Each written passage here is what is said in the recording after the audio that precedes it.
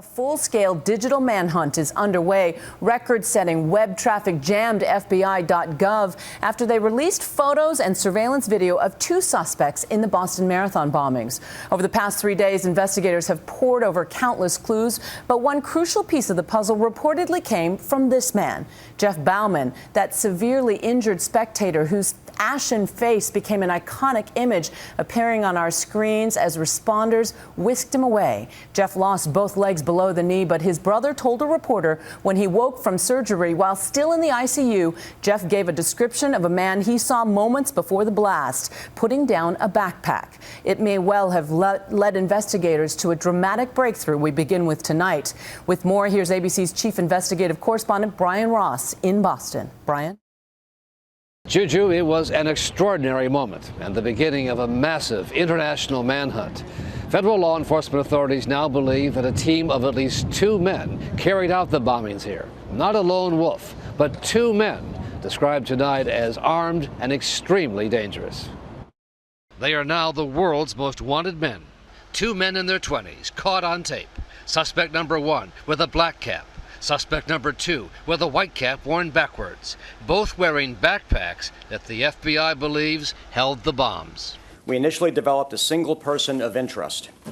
Not knowing if the individual was acting alone or in concert with others, we obviously worked with extreme purpose to make that determination. Indeed, through that process, the FBI developed a second suspect. Off to the side of this video, runners can be seen heading to the finish line, and time code markers indicate the footage was made about 13 minutes before the first bomb went off. Their walk is very directed and a little bit intense, but not so much that the average person would pick it up. In other words, it's clear to me they're on a mission. The FBI believes, but does not have photographic evidence, that the first explosion is linked to suspect number 1. But for suspect number 2, with the white hat, a different story. Suspect 2 set down a backpack at the site of the second explosion, just in front of the Forum restaurant. That second bomb was set off just 12 seconds after the first one, as suspect number 2 walked away. Suspect number 2 with the white cap on proceeded west on Boylston Street, and that's all we know right now. Officials say they made the images public now because they need help in connecting the faces of the potential suspects to actual names. But they warned these are dangerous men. No one should attempt to apprehend them except law enforcement. Let me reiterate that caution. Do not take any action on your own. The still grieving and shell-shocked people of Boston seemed eager to know every detail and to help tonight. You saw these? Yeah. These are the people the FBI thinks had the bomb. Is this helpful? Absolutely helpful. I mean, you got 2 clear pictures of people carrying backpacks. They made a place that you love and you grew up in tainted, and they hurt innocent people. And it makes you, like, it hurts. And I see them and I almost don't want to give them the time of day, and you want to focus on the heroes, but at the same time, I want to find out what's wrong with you. Like, why would you do that to innocent people?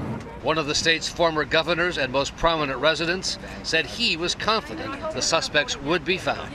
This is a day of hope and inspiration from that event, but also encouraging to see that the perpetrators of this may well have been identified and may be on their way to have justice served. There were other new developments today based on some 300 pieces of evidence recovered from the crime scene. Some of the components of the bomb, including this battery and this circuit board, were recognized by hobbyists as parts of a toy remote control car, similar to this one seen online, posted by the manufacturer. The owner of one hobby store outside Boston says FBI agents interviewed him on Wednesday and left little doubt that a remote control unit had been used. When I said it looked like to me that one of the components was a radio receiver, the response was like I was dead on. There are even instructions on the internet about how to use the components of a remote-controlled toy car to set off a bomb, both from the anarchist cookbook and jihadist sites as well. All of this happened on a day when the city began the recovery process. with President Obama joining others for an interfaith service. We are one Boston. No adversity, no challenge, nothing can tear down the resilience in the heart of the city and its people.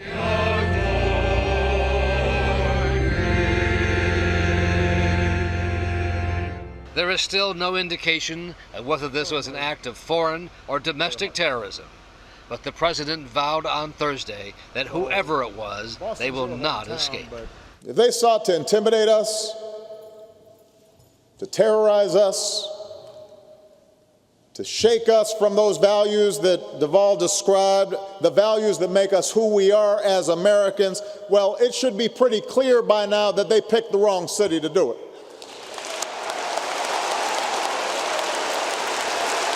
Not here in Boston.